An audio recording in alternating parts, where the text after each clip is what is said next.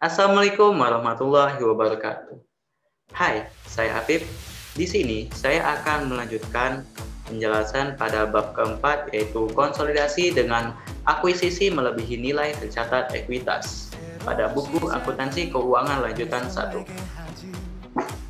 Pada bab ini dimulai dengan karakteristik konsolidasi dengan akuisisi melebihi nilai tercatat. Prosedur konsolidasi. Pada praktiknya, transaksi akuisisi suatu perusahaan oleh perusahaan lain sebesar nilai buku sangatlah jarang dilakukan. Perusahaan pengakuisisi biasanya akan melakukan uji kelayakan atas bisnis yang diakuisisi. Hasil akurat dari kelayakan tersebut ditunjukkan apakah bisnis yang diakuisisi memiliki nilai yang lebih tinggi atau lebih rendah dari nilai bukunya. Berbagai faktor yang dapat mempengaruhi proses penilaian kelayakan bisnis pada saat proses kombinasi bisnis. Faktor tersebut diantara lain prospek bisnis perusahaan yang akan diakuisisi, terutama dalam menciptakan penghasilan tambahan bagi perusahaan yang mengakuisisi, kemudian kondisi industri secara umum, setelah itu nilai strategis bisnis, lalu ada kualitas manajemen, dan tentunya nilai wajar dari aset maupun liabilitas yang dilakukan oleh perusahaan yang diakuisisi. Diferensial. PSAK 22 revisi tahun 2010 menyatakan diferensial harus dialokasikan pada aset identifikasi yang diperoleh atau liabilitas yang diambil alih yang dianggap menyebabkan nilai wajar entitas anak yang dikonsolidasikan melebihi nilai bukunya atau dialokasikan sebagai goodwill. Aset teridentifikasi dan liabilitas diambil alih. Identifikasi yang diperoleh dan liabilitas yang diambil alih secara mudah disebabkan adanya perbedaan nilai tercatat dengan nilai wajar aset atau liabilitas. Menurut PSAK 22, aset identifikasi dengan yang diperoleh dan liabilitas yang diambil alih haruslah memenuhi definisi aset dan liabilitas menurut kerangka dasar penyusunan penyajian laporan keuangan pada tanggal akuisisi, serta merupakan bagian yang dipertukarkan dalam proses akuisisi. Selain itu juga menyatakan bahwa kemungkinan untuk muncul suatu aset atau liabilitas baru yang sebelumnya tidak diakui oleh pihak yang diakuisisi. Misal, pihak pengakuisisi bisa saja mengakui aset tidak berwujud dalam bentuk paten yang sebelumnya tidak diakui oleh pihak yang diakuisisi. Pihak yang diakuisisi tidak dapat mengakui aset tidak berwujud tersebut dikarenakan misal aset dihasilkan secara internal sehingga tidak diperkenankan untuk diakui. Pengklasifikasian dan penentuan aset teridentifikasi dan liabilitas yang diambil alih perlu didasarkan pada hal-hal seperti pensyaratan kontraktual, kondisi ekonomi, kebijakan operasional, dan akuntansinya, serta kondisi terkait lainnya yang ada pada tanggal terjadinya akuisisi. Goodwill. Selain disebabkan aset dan identifikasi atau liabilitas yang diambil alih, diferensial juga dapat disebabkan oleh goodwill. PSAK 22 mengidentifikasi goodwill sebagai selisih antar nilai Gilgit dari imbal yang dikalikan dengan jumlah kepentingan non-pengendali. Nilai wajar kepentingan ekuitas yang sebelumnya diakuisisi jika kombinasi bisnis dilakukan bertahap dan jumlah neto dari setiap aset identifikasi yang diperoleh dan liabilitas yang diambil alih. Pembelian dengan diskon. Selain melakukan pembelian yang dapat menyebabkan terjadinya goodwill, juga terjadi akuisisi dengan konsiderasi nilai wajar yang dikeluarkan oleh investor lebih rendah dibandingkan dengan nilai wajar dari seluruh aset bersih yang dimiliki investasi. Kondisi ini menjadikan bahwa saat dilakukan akuisisi terdapat goodwill negatif.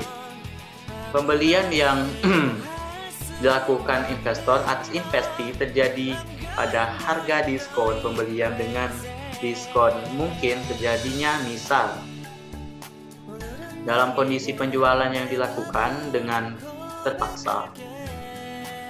PSAK 22 mengindikasikan bahwa investor harus mengakui kepentingan yang dihasilkan dari pembelian dan dengan pembelian diskon ini melalui laba rugi pada tanggal akuisisi. Namun, sebelum mengakui keuntungan tersebut, perlu diperhatikan apakah investor telah mengidentifikasi secara tepat dan menyeluruh aset yang diperoleh maupun liabilitas yang diambil alih dari pihak yang diakuisisi. Akuisisi dengan kepemilikan penuh. Konsolidasi sesaat setelah akuisisi. Sebagai ilustrasi, konsolidasi atas akuisisi dengan kepemilikan penuh untuk kombinasi bisnis yang dilakukan dinilai tercatat akan digunakan kasus seperti kasus PT Nusantara dengan informasi PT Nusantara membeli seluruh saham PT Andala seharga 1,5 miliar. Diketahui nilai wajar aset bersih yaitu 1,4 miliar. Dan sedangkan nilai buku aset bersihnya itu 1,2 miliar. Dari sini dapat kita ketahui diferensial dari akuisisi ini sebesar 300 juta yang dialokasikan kepada goodwill sebesar 100 juta dan aset teridentifikasi lainnya sebesar 200 juta. Konsolidasi pada periode setelah akuisisi. Untuk periode setelah terjadinya akuisisi, atas akuisisi yang dilakukan dari nilai tercatat tidak terdapat perbedaan mendasar dibandingkan konsolidasi ketika akuisisi dilakukan pada nilai tercatat. Ada beberapa hal yang harus diperhatikan ketika menyajikan laporan keuangan konsolidasian untuk anak yang diakuisisi. Tidak ada nilai tercatatnya. Tercatat pengakuisisian jelas terbesar menempuh diferensial yang perlu dialokasikan terhadap aset yang diperoleh atau liabilitas yang diambil alih atau bahkan goodwill. Maka entitas induk perlu memastikan bahwa diferensial tersebut telah diukur secara tepat, telah mensyaratkan untuk mengukur dan mencatat yang diperoleh maupun liabilitas yang diambil alih sesuai dengan standar untuk akun-akun tersebut. Misalnya, diferensial alokasi terhadap aset-aset yang diukur menggunakan metode biaya historis. Maka perlu memasang atau perlu dipastikan penyusutan untuk tujuan konsolidasi bila diferensial kemudian disebabkan karena munculnya goodwill. Maka entitas perlu melakukan penyujian penurunan nilai pada setiap periode laporan. Akuisisi dengan kepemilikan sebagian. Pada bagian sebelumnya kita telah melihat bagaimana proses penyusunan laporan keuangan konsolidasian untuk mengakuisisi yang terjadi pada nilai tercatat setelah atas kepemilikan penuh. Kali ini kita akan mencatat atau membahas bagaimana jika proses penyusutan laporan keuangan konsolidasian untuk pengakuisisian yang terjadi tidak pada nilai tercatat serta atas kepemilikan sebagian. Dalam hal menyusun laporan keuangan konsolidasi tidak perlu ada nilai tercatat, kepentingan sebagian. Hal yang perlu diperhatikan adalah keberadaan kepentingan non-pengendali, karena keberadaan non-pengendali pada PSAK 65 mensyaratkan entitas induk untuk menyajikan secara terpisah bagian dari kepentingan non-pengendali pada entitas. Dalam laporan posisi keuangan konsolidasian, hal ini dimaksudkan untuk menunjukkan kepada pengguna laporan keuangan seberapa besar bagian dari hasil aset bersih yang dimiliki entitas anak yang tidak dikuasai oleh entitas induk.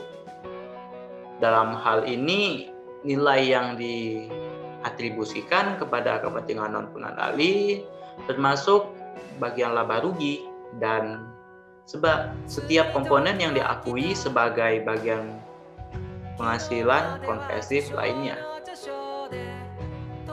Isu lain seputar konsolidasian, biaya transaksi terkait akuisisi. Biaya transaksi yang terkait proses pengakuisisian suatu perusahaan sangat besar kemungkinannya untuk dikeluarkan oleh pihak pengakuisisi.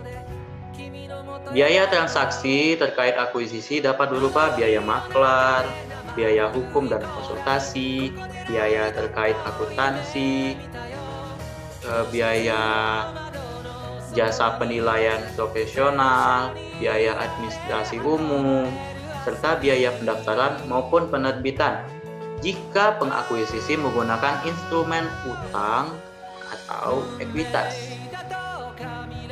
Menurut PSAK 22 menyeluruh, biaya transaksi terkait akuntansi harus dibebankan oleh periode ketika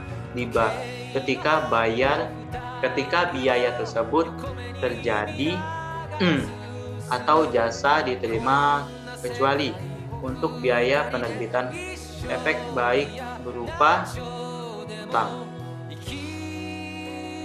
atau ekuitas yang perlakuannya mengikuti PSAK 55. Instrumen keuangan mengakui dan mengukur. Sebagai contoh, PT Nusantara mengakuisisi seluruh kepemilikan PT Talas. Memiliki nilainya 1,5 miliar atas transaksi.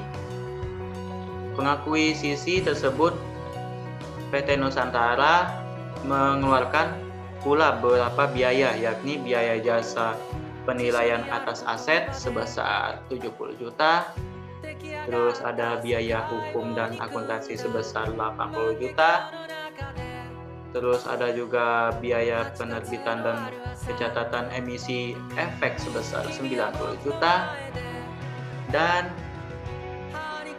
PT Nusantara menerbitkan saham sebanyak 1 juta lembar dengan harga 1.000 per lembarnya. Maka PT Nusantara akan mencatat transaksi pengakuisisian di debit investasi pada PT Andalas sebesar 1.550.000, kemudian mendebit beban pengakuisisian sebesar 150 juta. Lalu mengkredit akun kas sebesar 200 juta, mengkredit modal saham sebesar 1 miliar, dan mengkredit premium saham sebesar 500 juta.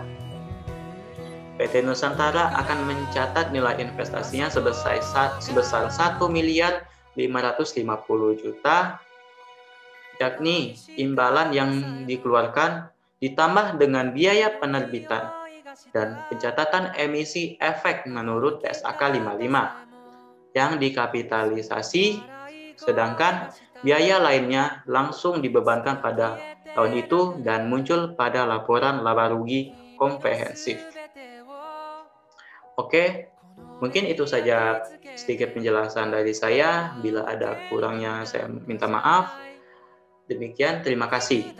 Wassalamualaikum warahmatullahi wabarakatuh.